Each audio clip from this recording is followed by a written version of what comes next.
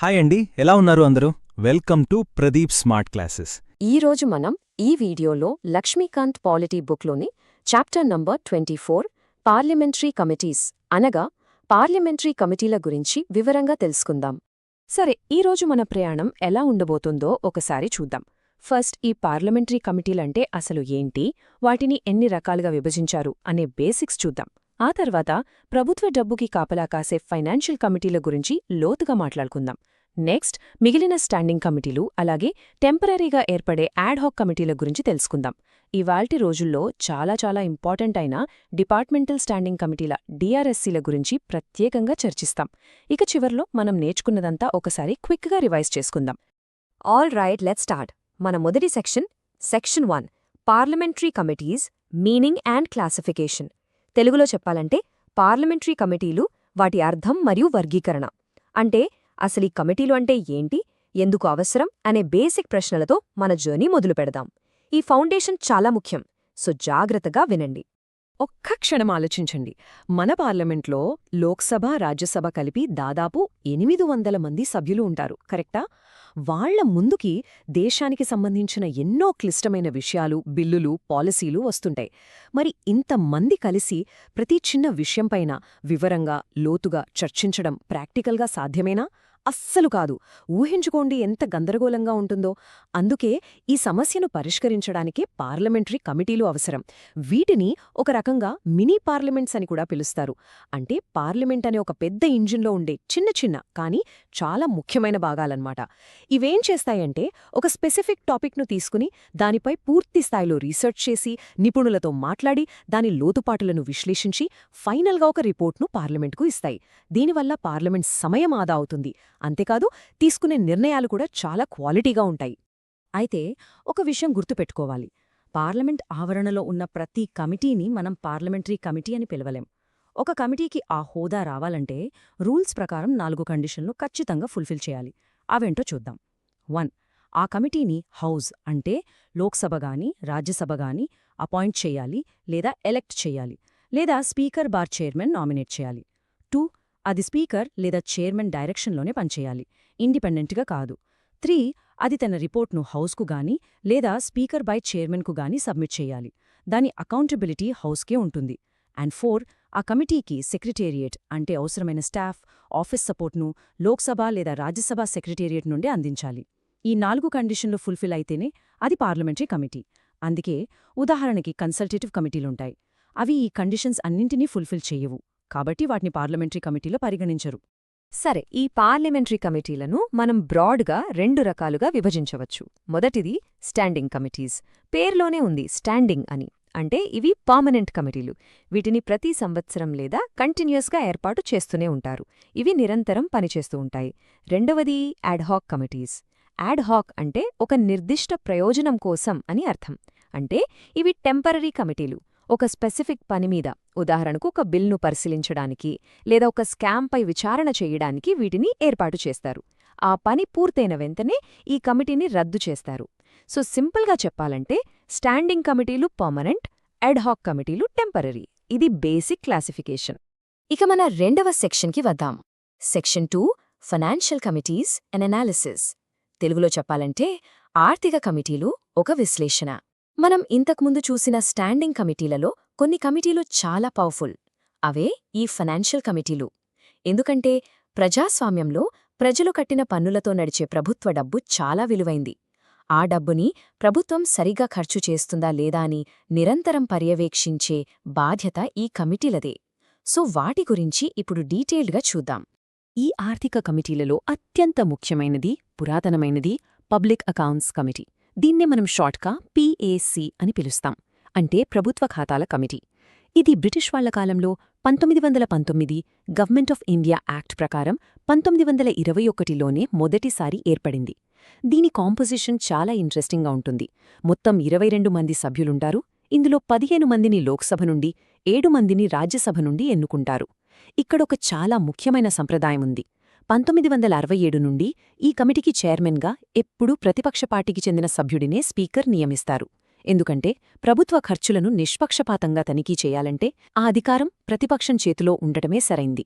ఇది ప్రభుత్వ జవాబుదారీతనాన్ని పెంచుతుంది. మరి ఈ పీఎస్సీ ఏం చేస్తుంది? దీని పనులేంటో చూద్దాం. దీనిని మనం ఒక ఫైనాన్షియల్ వాచ్డాగ్ లేదా డిటెక్టివ్ అనొచ్చు. ప్రభుత్వం డబ్బు ఖర్చు చేసిన తర్వాత ఆ ఖర్చుల వివరాలను ఇది తనిఖీ చేస్తుంది. ముఖ్యంగా కంట్రోలర్ అండ్ ఆడిటర్ జనరల్ అంటే సీఏజీ ఇచ్చిన ఆడిట్ రిపోర్ట్లను ఇది క్షుణ్ణంగా పరిశీలిస్తుంది. అంటే పార్లమెంట్ ఒక పనికి కేటాయించిన డబ్బు అదే పనికి చట్టబద్ధంగా ఖర్చయిందా లేదా అని చూస్తుంది. అంతేకాదు ప్రభుత్వ కార్పొరేషన్లు, అటానమస్ బాడీల ఖాతాలను కూడా పరిశీలిస్తుంది. ఇది కేవలం లెక్కలు సరిపోయాయా లేదా అని చూడటమే కాదు, ఆ ఖర్చులో పొదుపు, వివేకమున్నాయా లేదా అని కూడా ప్రశ్నిస్తుంది. అంటే ఈ పనికి ఇంత ఖర్చు అవసరమా, వృధా జరిగిందా అని కూడా చూస్తుంది. ప్యాక్ పనితీరులో సీఏజీ పాత్ర చాలా కీలకం. అందుకే సీఏజీని ఈ కమిటీకి గైడ్, ఫ్రెండ్ అండ్ ఫిలాసఫర్ అంటే మార్గదర్శి, మిత్రుడు మరియు తత్వవేత్త అని అంటారు. ఎందుకంటే ప్రభుత్వ ఖాతాలోని సాంకేతిక అంశాలను, లోటుపాట్లను సీఏజీ నిపుణులు కమిటీకి వివరిస్తారు. ఆడిట్ రిపోర్ట్ను తయారుచేసేది సీఏజీ, దాన్ని ఆధారంగా చేసుకొని ప్రభుత్వాన్ని ప్రశ్నించేది పీఏసీ. అందుకే ఈ రెండింటి మధ్య బంధం చాలా విడదీయరానిది. అయితే ప్యాక్ చాలా పవర్ఫుల్ కమిటీ అయినప్పటికీ దానికి కొన్ని పరిమితులున్నాయి. మొదటిది, ఇది ఒక పోస్ట్ మార్టం ఎగ్జామినేషన్ లాంటిది. అంటే నష్టం జరిగిపోయిన తర్వాత, డబ్బు ఖర్చయిన తర్వాత మాత్రమే ఇది విచారణ చేయగలదు, నష్టాన్ని ముందుగా ఆపలేదు. రెండవది, ఇది ప్రభుత్వ రోజువారీ పరిపాలనలో జోక్యం చేసుకోలేదు. మూడవది, ఇది చాలా ముఖ్యం, పీఏసీ ఇచ్చే సిఫార్సులు కేవలం సలహాపూర్వకమైనవి మాత్రమే, వాటిని పాటించాలా వద్దా అనేది ప్రభుత్వమిష్టం, అవి బైండింగ్ కాదు. నాలుగవది, ఇది ఒక ఎగ్జిక్యూటివ్ బాడీ కాదు. అంటే ఇది నేరుగా ఏ అధికారిపైన చర్యలు తీసుకోలేదు, ఆర్డర్లు ఇవ్వలేదు, కేవలం పార్లమెంటుకు రిపోర్ట్ మాత్రమే చేయగలదు. ఇప్పుడు మనం రెండవ ముఖ్యమైన ఫైనాన్షియల్ కమిటీ గురించి చూద్దాం. అదే ఎస్టిమేట్స్ కమిటీ అంటే అంచనాల కమిటీ. ఇది స్వాతంత్ర్యం వచ్చాక 1950లో ఏర్పడింది. దీని ప్రత్యేకతేంటంటే ఇందులో మొత్తం 30 మంది సభ్యులుంటారు. ఆ 30 మంది కూడా కేవలం లోక్సభ నుండే ఉంటారు. రాజ్యసభకు ఇందులో ప్రాతినిధ్యం ఉండదు. ఎందుకంటే బడ్జెట్ అంచనాలపై అంటే డబ్బు కేటాయింపులపై పూర్తి అధికారం ప్రజలు నేరుగా ఎన్నుకున్న లోక్సభకే ఉంటుంది కాబట్టి ఈ కమిటీలో కూడా లోక్సభ సభ్యులే ఉంటారు. దీనికి చైర్మన్గా సాధారణంగా అధికార పార్టీకి చెందిన వ్యక్తినే స్పీకర్ నియమిస్తారు. మరి దీని ఫంక్షన్ ఏంటి? ప్యాక్ పోస్ట్మార్టం చేస్తే ఈ అంచనాల కమిటీ ప్రీమార్టం లాంటిది. అంటే బడ్జెట్ ప్రవేశపెట్టి దానిపై ఓటింగ్ జరగకముందే ఇది రంగంలోకి దిగుతుంది. ప్రభుత్వం వివిధ మంత్రిత్వ శాఖలకు కేటాయించమని కోరిన అంచనాలను అంటే ఎస్టిమేట్స్ను పరిశీలిస్తుంది. ప్రభుత్వ ఖర్చులో పొదుపు ఎలా సాధించవచ్చు, ఈ పాలసీకి బదులుగా తక్కువ ఖర్చుతో వేరే పాలసీని అమలు చెయ్యొచ్చని సలహాలిస్తుంది. పరిపాలనలో సమర్థతను, పొదుపును పెంచడం దీని ముఖ్య ఉద్దేశం. అందుకే దీనిని కంటిన్యూస్ ఎకానమీ కమిటీ అని కూడా పిలుస్తారు.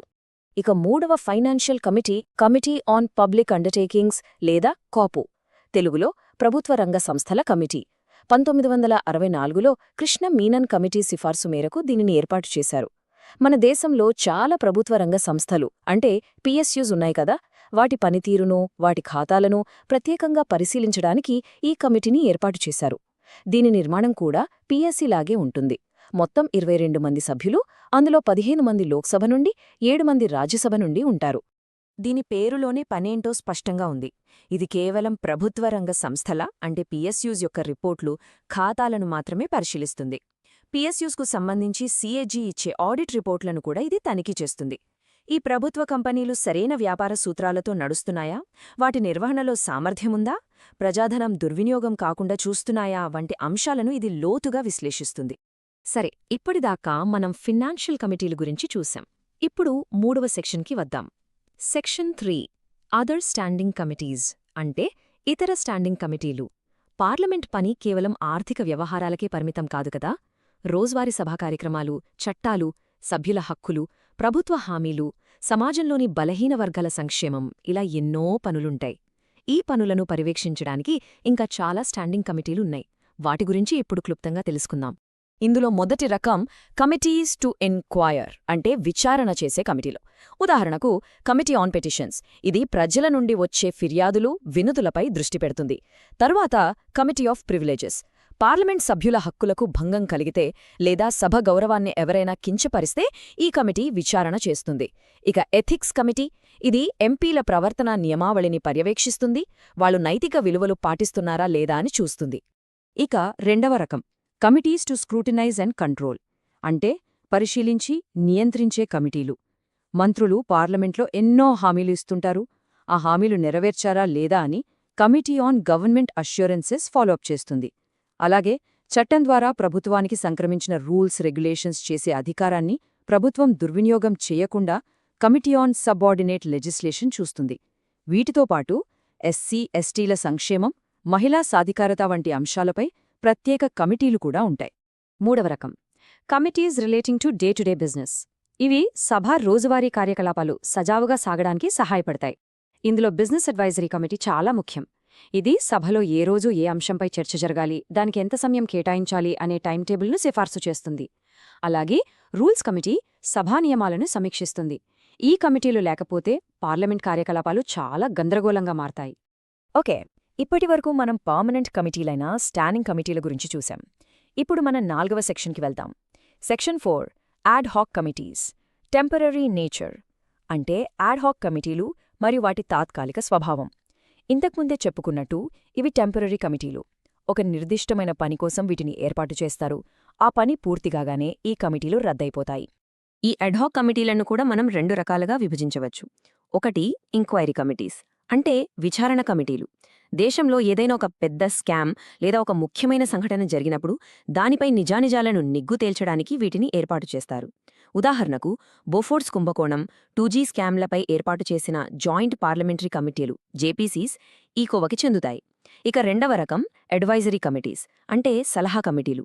పార్లమెంట్లో ఏదైనా ఒక ముఖ్యమైన, సంక్లిష్టమైన బిల్లును ప్రవేశపెట్టినప్పుడు దాన్ని మరింత లోతుగా అధ్యయనం చేయడానికి సెలెక్ట్ కమిటీలను లేదా జాయింట్ కమిటీలను ఏర్పాటు చేస్తారు. ఇవి ఆ బిల్లుపై నివేదిక ఇచ్చి సలహాలు ఇస్తాయి. ఇక మన 5వ సెక్షన్, ఇది చాలా ముఖ్యం. Section 5 importance of department related standing committees DRSCs. తెలుగులో డిపార్ట్మెంటల్ స్టాండింగ్ కమిటీల ప్రాముఖ్యత. ఇది ఆధునిక పార్లమెంటరీ వ్యవస్థలో ఒక విప్లవాత్మకమైన అడుగు. 1993లో ఈ కమిటీలను ఏర్పాటు చేయడం ద్వారా పార్లమెంట్ యొక్క పర్యవేక్షణ పరిధిని చాలా విస్తృతం చేశారు. ప్రస్తుతం మన దేశంలో మొత్తం 24 డిపార్ట్మెంట్ రిలేటెడ్ స్టాండింగ్ కమిటీలు అంటే DRSCs ఉన్నాయి. 1993లో 17 కమిటీలతో మొదలై 2004లో వీటి సంఖ్యను 24కి పెంచారు. ఈ వ్యవస్థ యొక్క ప్రత్యేకత ఏంటంటే కేంద్ర ప్రభుత్వంలోని ప్రతి మంత్రిత్వ శాఖ, ప్రతి డిపార్ట్మెంట్ కూడా ఈ 24 కమిటీలలో ఏదో ఒక కమిటీ పరిధిలోకి వస్తుంది. అంటే ఏ ఒక్క మంత్రిత్వ శాఖ కూడా పార్లమెంట్ యొక్క సూక్ష్మ పరిశీలన నుండి తప్పించుకోలేదు. ప్రతి DRCలోనూ మొత్తం 31 మంది సభ్యులు ఉంటారు. ఇందులో 21 మందిని లోక్సభ స్పీకర్, 10 మందిని రాజ్యసభ చైర్మన్ నామినేట్ చేస్తారు. అంటే 2 సభలకు ఇందులో ప్రాతినిధ్యం ఉంది. ఇక్కడ మనం గమనించాల్సిన మరో ముఖ్యమైన విషయం ఏమిటంటే ఏ మంత్రి కూడా ఈ కమిటీలలో సభ్యుడుగా ఉండటానికి వీల్లేదు. ఎందుకంటే ఈ కమిటీల పనే ప్రభుత్వ మంత్రిత్వ శాఖల పనితీరును సమీక్షించటం. కాబట్టి నిష్పక్షపాతంగా ఉండటానికి మంత్రులను ఈ కమిటీల నుండి దూరంగా ఉంచుతారు. ఈ 24 కమిటీలను 2 సభల మధ్య వర్క్లోడ్ బ్యాలెన్స్ చేయడానికి విభజించారు. వాటిలో 8 కమిటీలు రాజ్యసభ చైర్మన్ పర్యవేక్షణలో, మిగిలిన 16 కమిటీలు లోక్సభ స్పీకర్ పర్యవేక్షణలో పనిచేస్తాయి. ఉదాహరణకు మీరు పట్టికలో చూస్తే వాణిజ్యం, హోం వ్యవహారాలు, విద్య, ఆరోగ్యం వంటి కమిటీలు రాజ్యసభ కింద పనిచేస్తాయి. మరోవైపు రక్షణ, విదేశీ వ్యవహారాలు, ఫైనాన్స్, రైల్వేస్ వంటి కీలక కమిటీలు లోక్సభ కింద పనిచేస్తాయి. ప్రతి కమిటీ కింద ఏ మంత్రిత్వశాఖలు వస్తాయో కూడా స్పష్టంగా నిర్వచించారు. ఈ DRSS యొక్క ప్రధాన విధులు 4. 1. బడ్జెట్ ప్రవేశపెట్టిన తర్వాత వివిధ మంత్రిత్వ శాఖల గ్రాంట్స్ కోసం చేసిన డిమాండ్లను వివరంగా పరిశీలించడం. 2. స్పీకర్ లేదా చైర్మన్ తమకు పంపిన బిల్లులను క్షుణ్ణంగా అధ్యయనం చేయడం. 3. మంత్రిత్వ శాఖల వార్షిక నివేదికలను పరిశీలించి వాటి పనితీరును సమీక్షించడం. 4. దేశానికి సంబంధించిన దీర్ఘకాలిక విధాన పత్రాలను పరిశీలించి సలహాలు ఇవ్వడం. అయితే ఇవి రోజువారీ పరిపాలనలో మాత్రం జోక్యం చేసుకోవు. ఈ DRSC వ్యవస్థ వల్ల చాలా ప్రయోజనాలున్నాయి.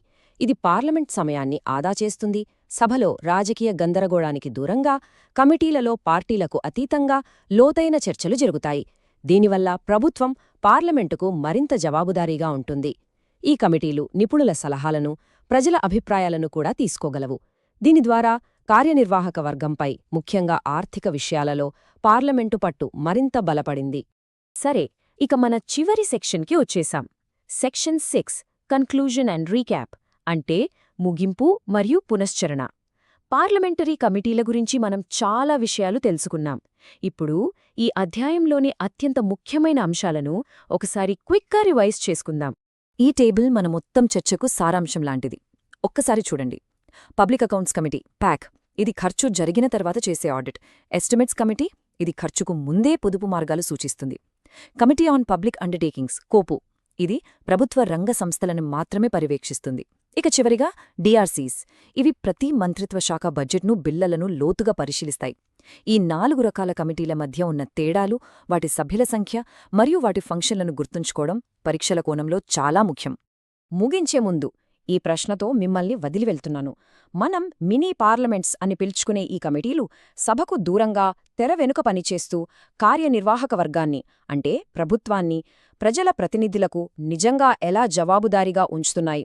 వాటి సిఫార్సులు కేవలం సలహాలే అయినప్పటికీ వాటి ద్వారా అవి సృష్టించే నైతిక ఒత్తిడి మన ప్రజాస్వామ్య వ్యవస్థను ఎలా బలోపేతం చేస్తుందో ఒకసారి ఆలోచించండి. ధన్యవాదాలు. ఈ వీడియో మీకు ఉపయోగపడితే లైక్ చేయండి.